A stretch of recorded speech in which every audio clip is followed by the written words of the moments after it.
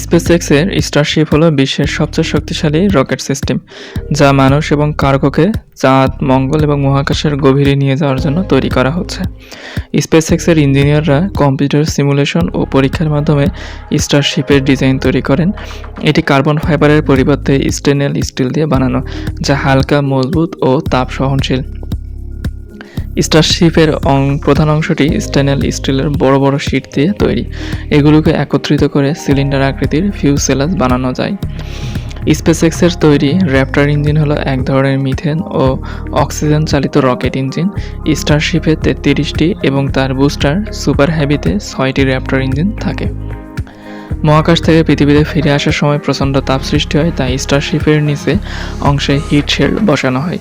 SpaceX নিয়মিত SN series বা Starship তৈরি করার পরীক্ষামূলক উৎক্ষেপণ চালায়। শুরুতে উচ্চতা পরীক্ষার জন্য এবং কক্ষপথে যাওয়ার জন্য এখন পরীক্ষা করা হচ্ছে। স্পেসএক্স পরিকল্পনা করছে স্টারশিপকে নাসা এর চাঁদে যাওয়ার মিশন, মহাকাশ ভ্রমণ এবং মঙ্গল অভিযানে ব্যবহার করতে। ভবিষ্যতে এটি পৃথিবীর যে কোনো প্রান্তে 1 ঘন্টার মধ্যে যাতায়াতের মাধ্যম হিসেবে ব্যবহৃত হতে পারে। স্পেসএক্স টেক্সাসের স্টারবেস এই স্টারশিপ তৈরি পরীক্ষা চালায়। এটি মহাকাশ ভ্রমণের ভবিষ্যৎ বদলে দিতে পারে।